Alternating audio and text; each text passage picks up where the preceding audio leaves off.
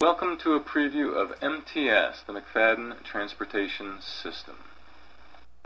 It is expected that this system will virtually eliminate the U.S. addiction to oil, which is certainly a national security issue. It will revolutionize transportation in the United States and probably the world. It will have a major favorable impact on U.S. trade imbalance, and it will have a substantial positive impact on the U.S. economy, on the U.S. employment, and also on the environment in the United States. Fairly minimal infrastructure changes are needed. There are two major problems with battery electric vehicles. One is that the battery capacity is not large enough to power the vehicle for long trips. The second is the long recharge time necessary. And for these reasons, battery electric vehicles will probably never be a major mode of transportation in the United States. And this transportation system eliminates both of these problems. The central components of the system include two parallel electric rails embedded only in limited access expressway lanes.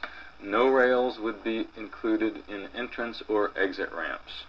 And these rails would be embedded flush with the road surface, as we'll see in the next slide, therefore should be 100% compatible with traditional vehicles. This slide shows a diagrammatic cross-sectional view of the electric rails embedded in an expressway lane.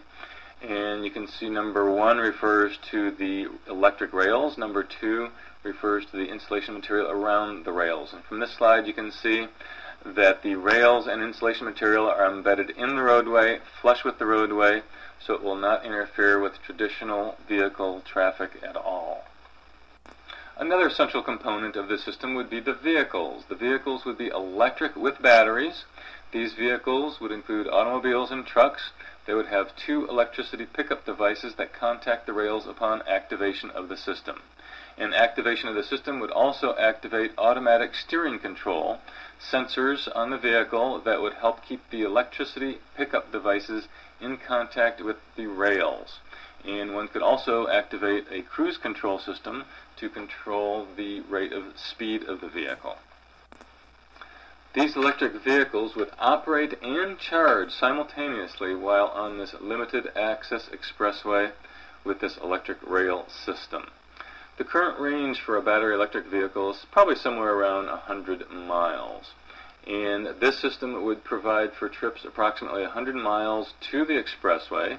And then, of course, you could go an unlimited distance anywhere on an expressway with this system, and then for another 100 miles off this expressway before you would need to recharge or get back on this expressway for recharging. And here's another figure demonstrating what a vehicle on the system would look like traveling down a limited access expressway with the electric rails, number 1 there referring to the electric rails. In number 5 you can see the electricity pickup devices would drop down upon activation and contact these electric rails. These electric vehicles would also have the option for a small gas or diesel generator on the vehicle. And these could be used when one anticipates traveling past the battery distance limit. I would expect that less people would see the need for this option as more expressways have the rail system and technology improves the capacity of batteries.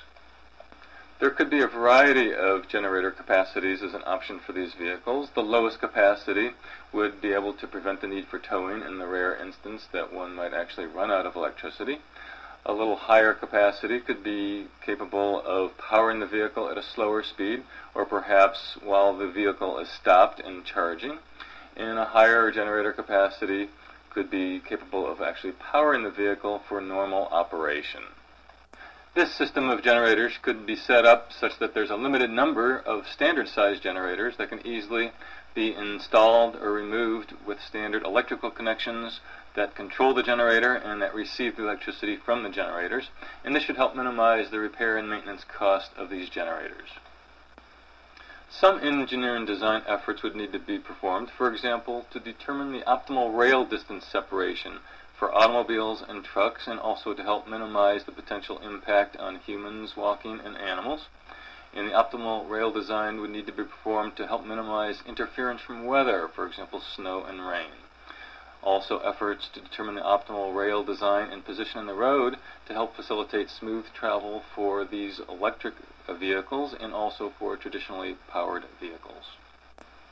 Engineering design efforts would also need to be performed to determine the appropriate electricity pickup devices for these vehicles, and the automatic steering control system would need to be designed so the driver can easily turn the steering wheel if desired or if necessary.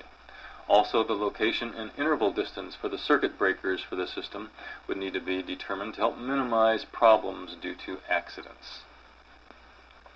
Well, we certainly need to address safety related to this system, so let me point out that the electric rails would only be on limited access expressways, in other words freeways or existing toll roads, due to limited access, in other words minimal pedestrian contact. These electric rails would not be on expressway entrances or exits. Let's compare this system to, let's say, for example, the Washington, D.C. Metro Rail system, which many people are familiar with, where adults and children are in very close proximity to these electric rails at all of the metro stops. And if you think about it, really, how often are adults or children standing by expressways or walking along expressways or even walking across them? Very rarely. And these rails would be designed wide apart, perhaps about 5 feet apart, to help minimize the impact on humans and animals if they are in the area. And the system would have short segments with circuit breakers, so if there is an accident, a car or truck across the rails, this would break the circuit breaker. And also for emergency control, if there's an accident or somebody has mechanical problems, a flat tire, or there's humans or animals near the expressway, one could simply call 911 or some other designated number to have the current shut down to that portion of the expressway. And keep in mind that vehicles could continue to operate under battery power in this situation.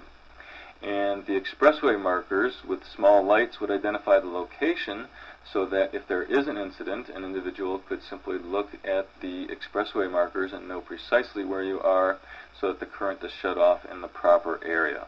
And also these expressway markers would have small lights to identify the current status, so an individual could simply look at these lights to know whether the current is on or off in this area of the expressway.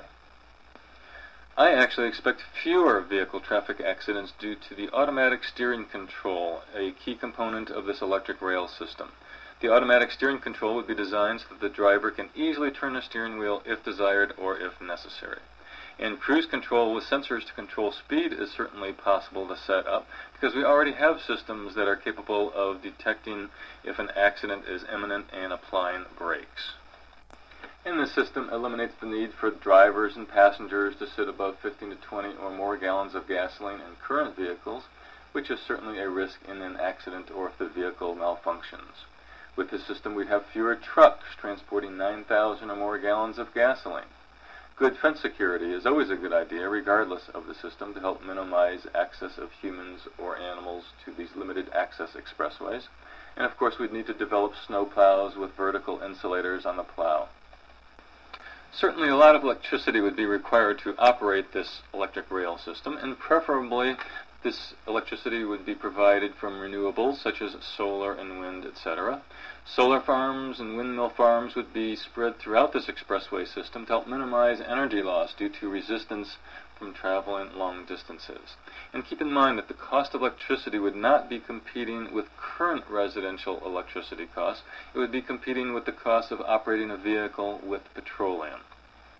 And since the cost of electricity in this system is competing with the cost of operating a vehicle with petroleum products, therefore this system should support the cost of renewable electricity sources such as solar, wind, etc. And the charge for the electricity could also include part of the rail installation and maintenance costs and still be substantially lower than operating a vehicle with petroleum products. And let's take a look at the cost associated with implementing a system such as this. The vehicles, the electric motors, the electricity pickup devices, the automatic steering control, all of these would be supported by the automobile and truck manufacturers. And keep in mind that electric motors cost less and have lower maintenance compared to internal combustion engines. Electricity. I believe as soon as we announce what we're willing to pay for renewable sources of electricity and traditional sources, we're going to see a lot of private sector companies pop up all along the expressways to help support this system. The rails, maintenance of the rails, I believe will be fairly minimal, and I think that most of this cost could be supported by the vehicle electric meters. Installation of the rails, I think part of this could be supported by the vehicle electric meters, but I think initially at least the government may need to get this going and support some of the installation costs associated with these rails. The cost savings for this program, vehicle maintenance, like I said, the electric motors cost less and have lower maintenance compared to internal combustion engines, and also vehicle insurance. Since there will probably be fewer accidents due to the automatic steering control, there will probably be lower insurance rates for these vehicles. Keep in mind that this system does not require any major technology breakthroughs. And technology improvements such as smaller, lighter, lower cost, higher capacity batteries will only improve the MTS system. And also keep in mind that this system actually increases the efficiency of battery electric vehicles, which are already fairly efficient, because batteries are not 100% efficient. This system should be even more successful over time as we develop lighter and higher capacity batteries to extend the range that a vehicle can travel from the expressway. And also, this system would make traveling long distance much easier and much more comfortable due to the automatic steering control, and also no need to stop for petroleum or to recharge batteries. And of course, this system would be 100% compatible as we develop new electricity producing technologies.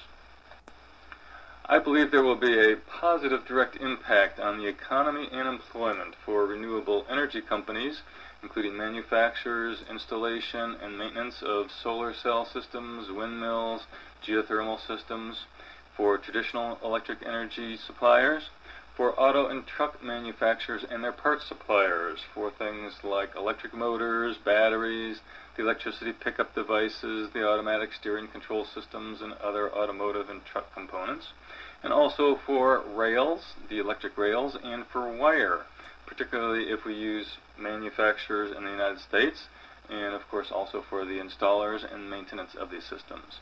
And I believe if the U.S. leads this effort into this electric rail transportation system, that will be a tremendous advantage for these corporations, and that will facilitate these U.S. companies exporting these products to the rest of the world as they develop this technology. And I believe this system will also provide a positive direct impact on the economy and employment for the trucking industry, and also for farmers. It should increase farmers' income and their land value, because their land can also be used for windmill farms, solar farms, especially farms that are within about 50 to 75 miles of all of the expressways in the United States. Also, keep in mind that electric motors have lower maintenance and repair costs compared to internal combustion engines, and this should also help provide a benefit to the economy. With this system, we'll be converting much of the automotive and truck energy use from oil to electricity, and so this will leave plenty of oil for other industries. This decrease in demand for oil will help keep the price of oil down, and so many other industries will do much better, such as the airline industry, the shipping industry, the cruise industry, the chemical industry, the RV industry, recreational boat industry, the tourism industry, small businesses, and really essentially lower the cost of goods for all companies and consumers. So as far as expectations, I think you can see how this system should really virtually eliminate the U.S. addiction to oil. And as I mentioned, this is a national security issue, and this could make the United States perhaps oil independent and even perhaps an exporter of oil. This should revolutionize transportation in the United States and probably the world as other countries take up this system, and will have a major favorable impact on the U.S. trade imbalance. Instead of sending all this money abroad purchasing foreign oil, we can keep this money in the United States, contributing to a very substantial positive impact on the U.S. economy, on U.S. employment, and also a very positive impact on the environment, decreasing vehicle emissions, decreasing CO2 emissions, decreased global warming, decrease of probability of oil-related spills and disasters, and all of this with fairly minimal infrastructure changes needed, the electric rail system, when you consider the tremendous positive impacts just mentioned. Thank you very much for your time, and if you're interested in contacting me, please feel free to contact me at this email address.